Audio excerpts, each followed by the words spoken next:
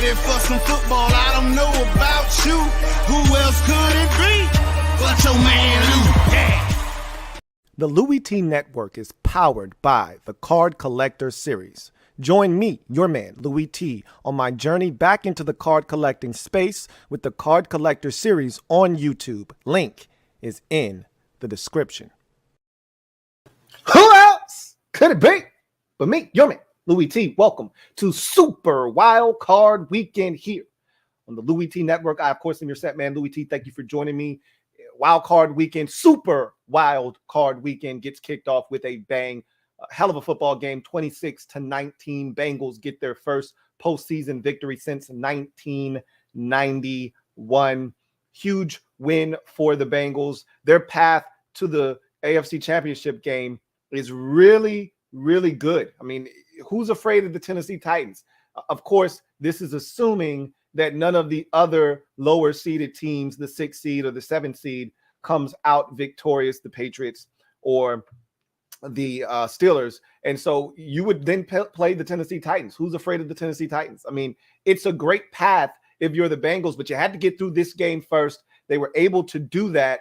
And so they're in a really good spot should the lower seeded teams take lose and the higher seeded teams take care of business the remainder of Super Wildcard Weekend. So this was a game that I felt like the officials were a little bit too involved. You saw that Khalid Kareem roughing the passer penalty there at the end that was very erroneous and unnecessarily called.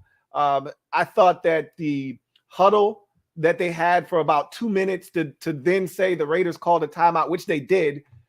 Why are we taking that long to announce that the Raiders called timeout on the play? I mean, what are we doing? The whistle blown on the touchdown that shouldn't have been by Tyler Boyd when the officials thought he stepped out of bounds, a whistle was blown. You could see Trayvon Myrick stop running on the play. So who knows if he would have broken that pass up or not. But I sure hell would like to see what would have happened had there not been an inadvertent whistle blown. So I thought the officials had an impact on this game. But at the end of the day, the Raiders made too many mistakes. And we'll get into that a little bit later. But I want to start with the victors, because to the victors go the spoils. The Bengals getting it done. Joe Burrow, fantastic in this game. I thought he did a good job of just managing the game. I didn't think he tried to do too much. You usually see young quarterbacks in their first playoff game try to do too much. There's an interception in there. There's a miscue or two. I didn't think he did that. Him and Jamar Chase. And I was talking to a buddy of mine, massive Raiders fan. And he said, look, I'm not worried about Tyler Boyd. I'm not worried about T. Higgins. I don't have an answer for Jamar Chase. I don't have anybody that can cover that guy.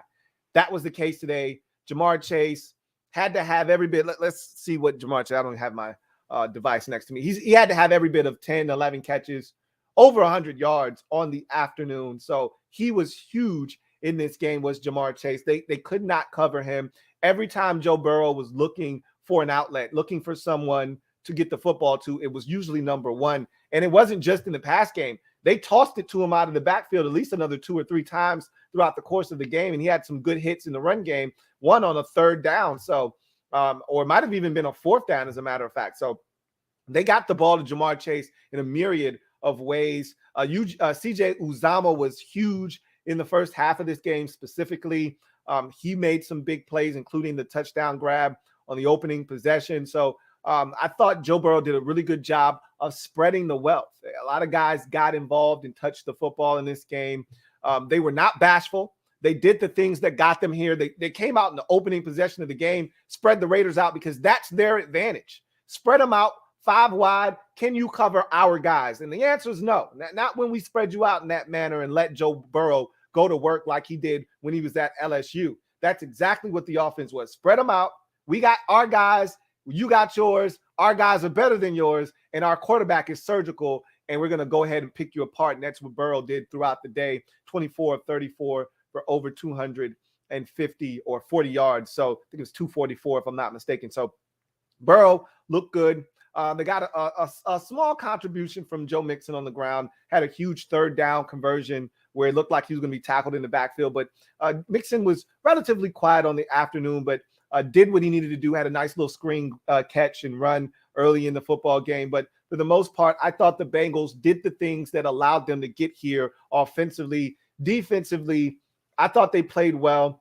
They forced the turnover early in this game. You'd like to see the Bengals offensively get a touchdown off of that and not settle for a field goal. I thought they got stops when they needed to get stops, including the one at the very end of the game.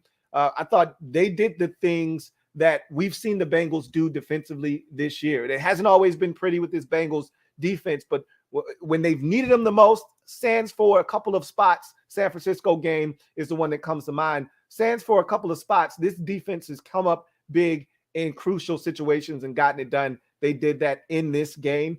And so you have to tip your hat. This Raiders offense, don't forget, this Raiders offense was one of the better offenses in the league. I get it. No Darren Waller for a stretch there. They weren't scoring a ton of points during that whole stretch of football. But with Darren Waller back in the mix, Hunter Renfrow, we see Zay Jones coming to life.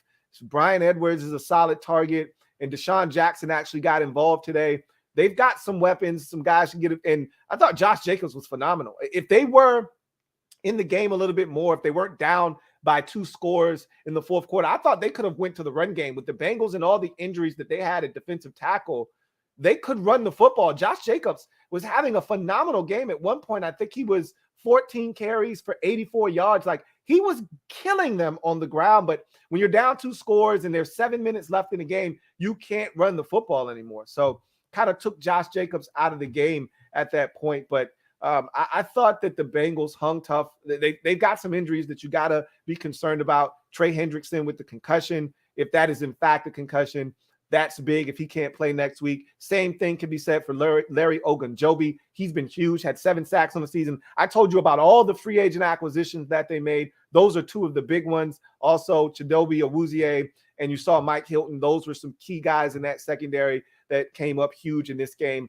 as well. But those are some big injuries that the Bengals need to be concerned about. If those guys can't come back and play, whomever the opponent is next week, those are going to be 2 big misses for the Cincinnati Bengals. But again, they got it done when they needed to get it done.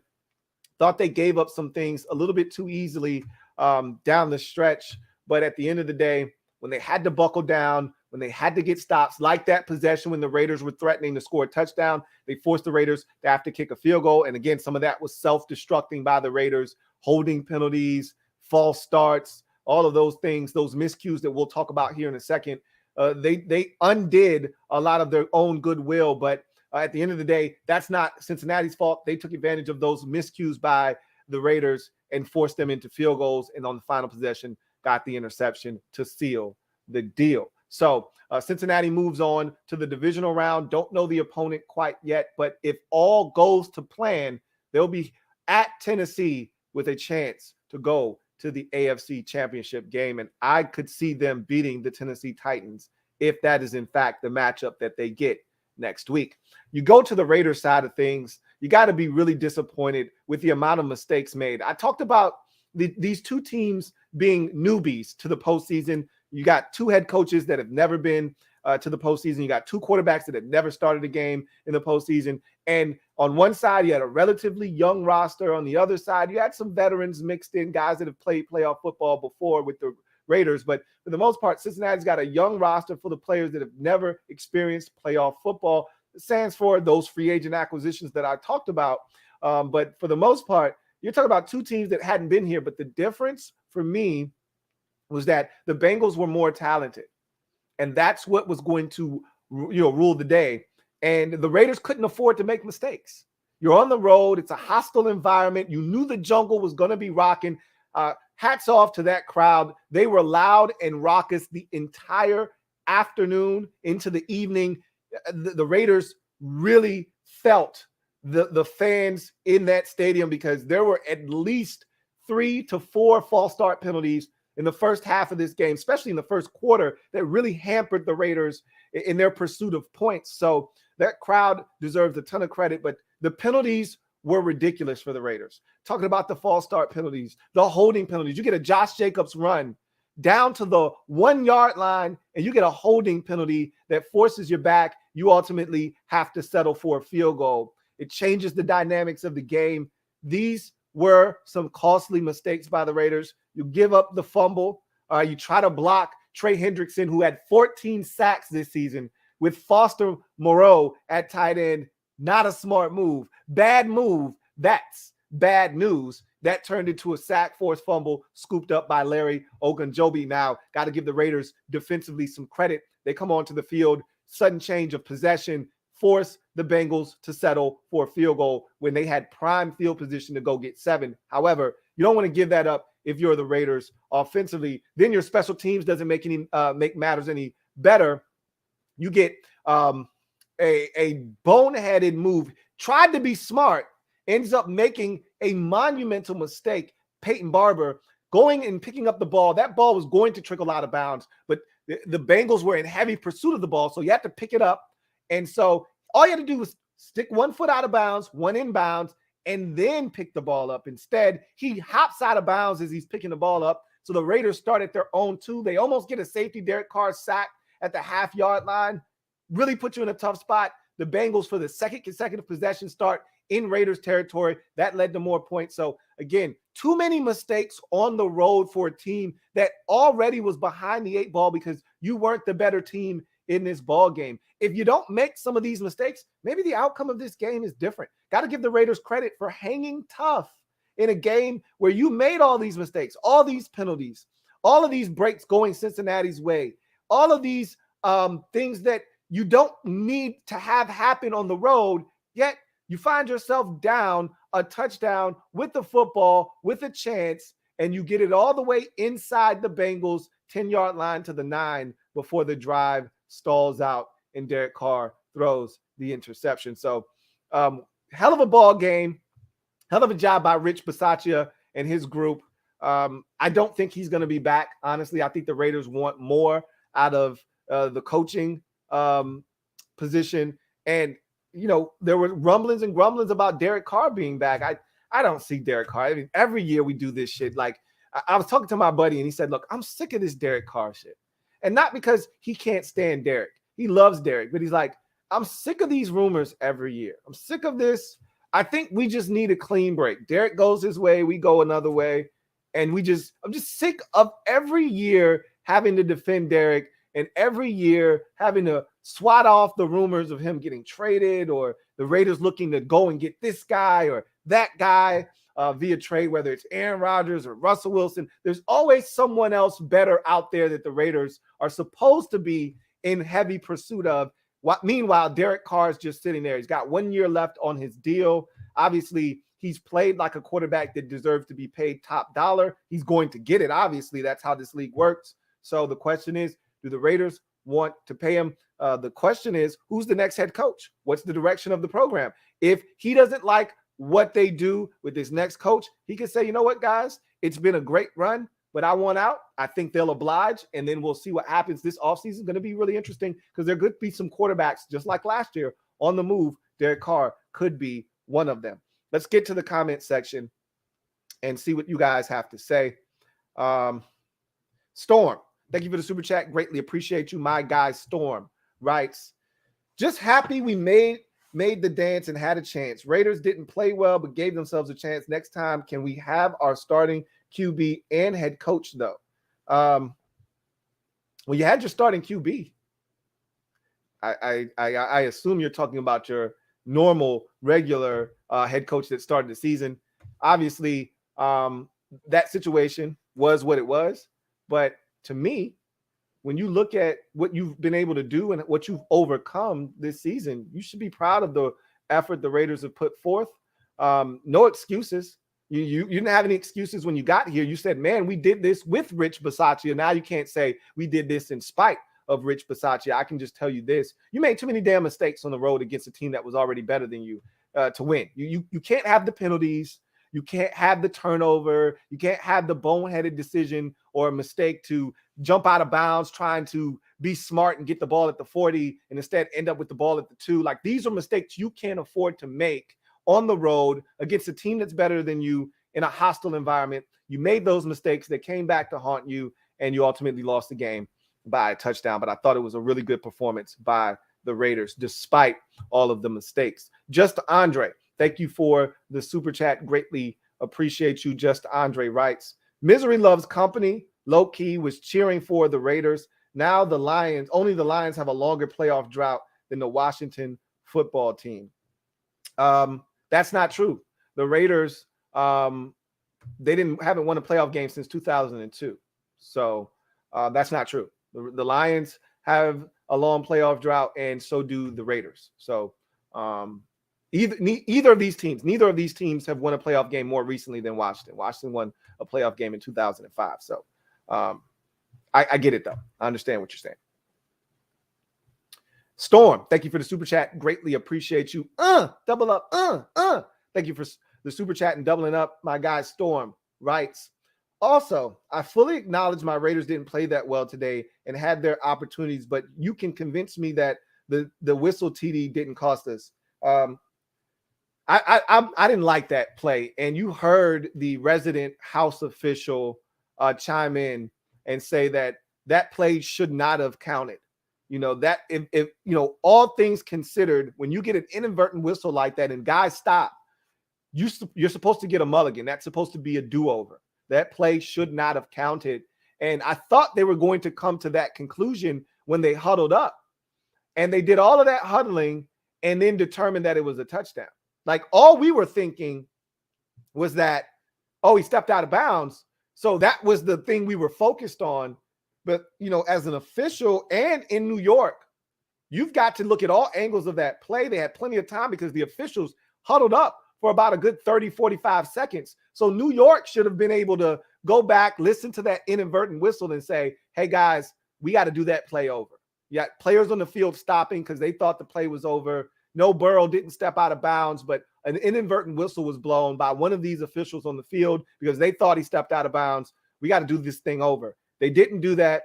And I don't know if Trayvon Merrick makes a play on the football. He was close, but I don't know if he was close enough to make a play on the ball. But I sure would have liked to have seen what would have happened had he not heard a whistle and stopped. So I do think that was a huge play in the game because that's the difference between kicking a field goal and scoring a touchdown. That was a third down, that Joe Burrow did that play on. So that's a big one. And who knows? They make you do it over, and they could have still gotten a touchdown. But again, I would have liked to have seen that thing done the right way. This is the playoffs. You got to get it right, and they didn't get that right. Just Andre, thank you for the super chat. Greatly appreciate you. Thank you for doubling up. Double up. Just Andre writes, misery loves company. Bengals break the streak. It's been 15 plus years for the Washington football team since last playoff win.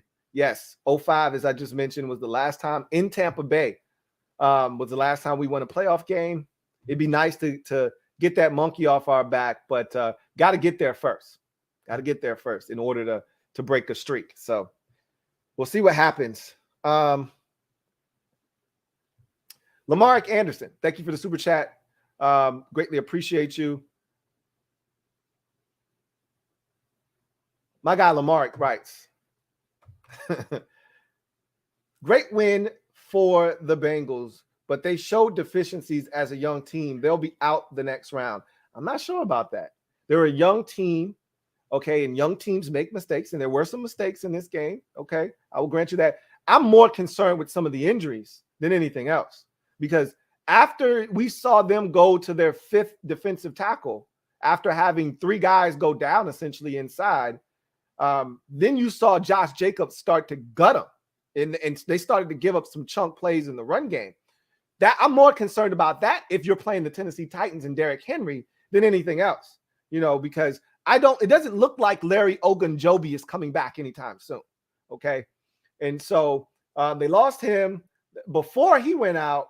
They lost the ex-Green Bay Packer, Mike Daniels, to an injury. Don't know the significance of his injury, but, they had BJ Hill in there and, other guys. But again, once you start getting into that depth, you could see that they started to get gashed in the run game. So that's something that I'm more concerned about. But this Bengals team is capable of making it to the AFC Championship game. This Bengals team is capable. They're talented enough. And I think I don't know if the experience thing will catch up to them, but they're talented enough to make it all the way. We'll see what happens. Storm, thank you for the super chat. Greatly appreciate you. My guy Storm writes, end of the day, I really love the Raiders' young core, especially on D, but we need more talent. Today showed that luckily we are in line for a great offseason. He says, today showed that luckily we are in line for a great offseason. We'll see. We'll see what happens with this Raiders football team. But to your point, I do think there is some talent. I like Nate Hobbs a lot. I like, obviously, Max Crosby, double X. I liked him coming out of Eastern Michigan. I said, he's talented, and you're seeing it. I think you've got a nice little mixture. I love Trayvon Merrick as well. I think you've got a nice mixture of veterans. I hated to see Brandon Faison go down early in the second half. I think there's a good mixture. Casey Hayward was huge for you this year. Like, I think there was a good mixture of veterans. Denzel Perryman was good for you this year as well. And young guys. So it'll be interesting to see what the Raiders do, what direction they go in, where they decide that you got to draft better. That's, to me, the biggest problem with the Raiders is you have to draft better. Haven't drafted well enough, especially in the first round. Alex Leatherwood, everyone knew when that pick was made, that wasn't a good pick. Cleveland Farrell doesn't even play, hardly plays. I know he played in the Chargers game, but this is a guy that you drafted top 5, doesn't even play 3 years into his career.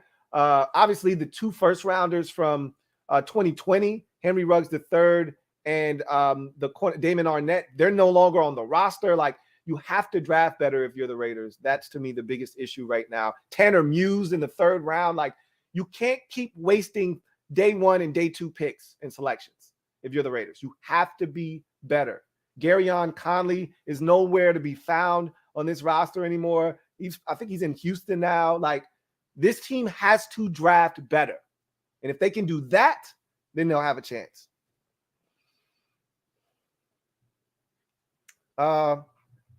Lamarick Anderson, thank you for the super chat. Greatly appreciate you. Double up. Thank you for doubling up. My guy Lamarick writes, JJ got the dynamite in New York. Dynamite! Yes, he did. And he deserved it. I wanted him back, but they knew better. You couldn't bring Joe Judge back. He was terrible. And they knew that.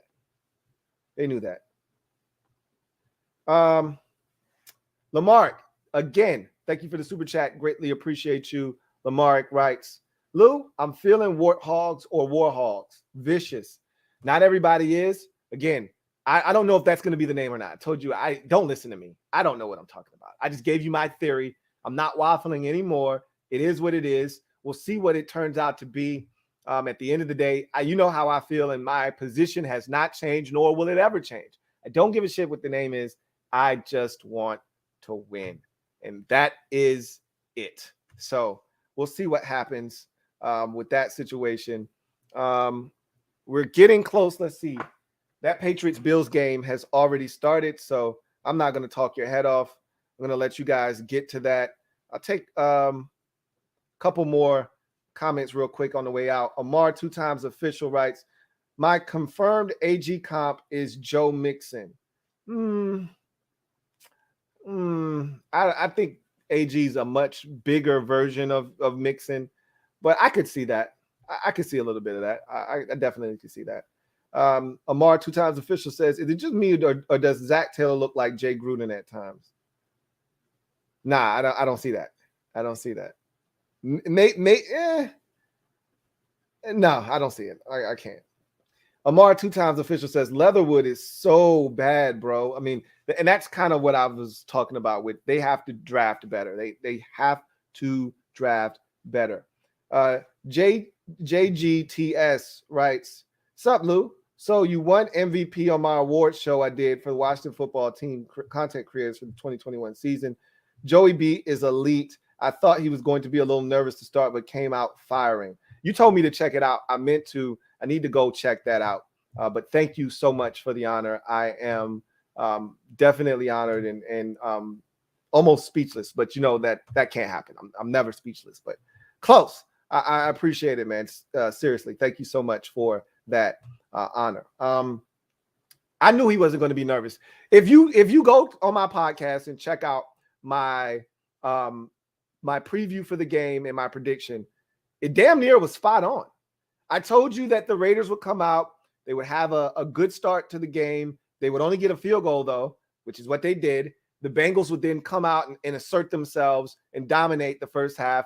But the score would be, I said, 17-13 at halftime. It was 20-13 at halftime. I said that the Bengals would go up 2 scores. I thought it would be 30-20. Instead, it was 26-16 with 7 minutes. I said 30-20 with 7 minutes. So, I mean, I was pretty much spot on with my assessment of the game and how things would go. And I knew Joe Burrow wouldn't be nervous. The man played at LSU in a national championship game. This stage, while it's big and it's the biggest one he's ever been on. I mean, that national championship game versus Clemson and all the games before it, and playing in the SEC and having every game be a massive one. He's played in some big games before, so he's not going to be rattled by the moment. So, Niners fan says, Burrow is just dripping with confidence and swag. I love that about him. I've said this before. I'll say it again. He is the highest rated quarterback I've ever evaluated in my time looking at players coming out of the draft. I've been doing this since 2012, and that includes Andrew Luck, who a lot of people think is the Don Dada in terms of quarterbacks that have come out since 2012 into the league.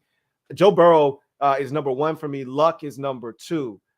Burrow was that good coming out of LSU, and you're seeing it. I mean, the guy is unflappable, and he's pinpoint accurate. He's got enough athleticism and mobility to be dangerous. He can throw the deep ball. He's very decisive in his decision making. I love him. I love him. Love his game, and you're seeing exactly why the Bengals took him number 1 overall.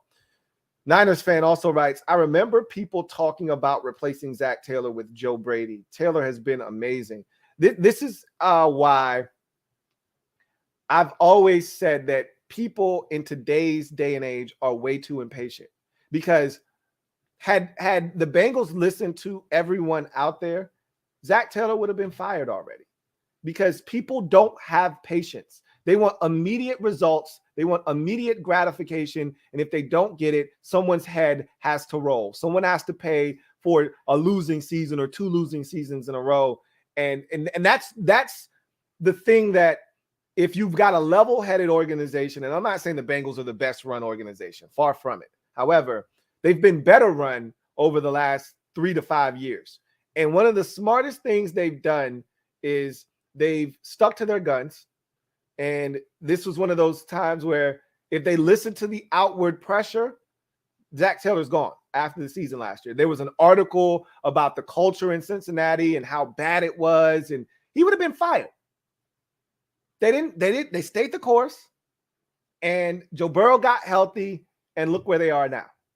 You know what I'm saying? So sometimes I think patience is a virtue, and not enough fans are willing to do that. And and that doesn't just go for coaches. That should extend to players as well. You draft a guy in the first round and he doesn't come out and wow you in year 1. Doesn't mean he can't play.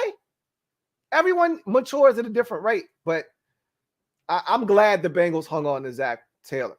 It's another one of these tales, because there are so many cautionary tales of teams getting rid of guys maybe too soon, maybe too late. This was one of those times where you just needed to wait it out. You're paying him anyway, right? It's not like you signed him to a 2-year deal and then had to sign him to an extension. You signed him to a 4 or 5-year contract. So you're paying him anyway. Might as well wait and see what you have. If he didn't get it done this year and they were 6-11 this year, then you fire him. Anyway, this is the last one. We'll get out of here on this one. Niners fan writes, Bengals are good enough to win the AFC. They've shown they can beat Kansas City. Not saying they'll win the AFC, but they have a chance. The difference is if they run into Kansas City again, they got to go to Arrowhead and win. That's a big difference. But you're right. They can win the AFC. I don't think they will, but they're capable. Okay. I just can't put them over Buffalo. I can't put them over Kansas City. But I think they can go to Tennessee and win. So we'll see what happens. Maybe someone will do their dirty work for them, and maybe they won't have to worry about going to Buffalo or Arrowhead. But if they have to play one of those 2 teams, obviously you can't get to the AFC Championship game and more likely than not get, a Buffalo or a Kansas City. You're going to end up playing one of those two teams. I think one of those two teams will best Cincinnati, but we'll see. You're right. They're talented enough to get there. That is for sure. So anyway, I'm going to let you get to the Bills-Patriots game. Don't want to hold you up any longer. That was a great contest. Hopefully this nightcap will live up to the start. Wildcard weekend, to me, always gets off to a great start. Every year we seem to get a really good football game. Going back to 2019, the Bills and Texans was a crazy game. That was Josh Allen's first playoff game. He was doing some incredible things and then some incredibly stupid things. It was a crazy game, and it ended, I believe, with a field goal by the Texans in overtime to win that game. Then last year we got Bills and Colts. That was a really good game. Remember, that was Phillip Rivers' last NFL game. He took them down the field. They almost got in the field goal range to tie the game, but they couldn't get another completion. They almost had that completion to Michael Pittman Jr., but it was ruled incomplete, I believe. But that was a good game. And then this game, like, you always get a really good game to start out wild card weekend, and this is super wild card weekend, and this one did not disappoint. Bengals are victorious, snap the league's longest playoff win drought with the 26-19 victory over the Las Vegas Raiders. So Bills hosting the Patriots, the trilogy for the nightcap, as some AFC East business gets attended to. Will be live after that game back here at its conclusion. I think the Bills will take care of business there, but we'll see what happens. Until then, I'm your man, Louie T, signing off. Thank you for joining me. Look forward to chopping it up with you later on tonight. Enjoy the game.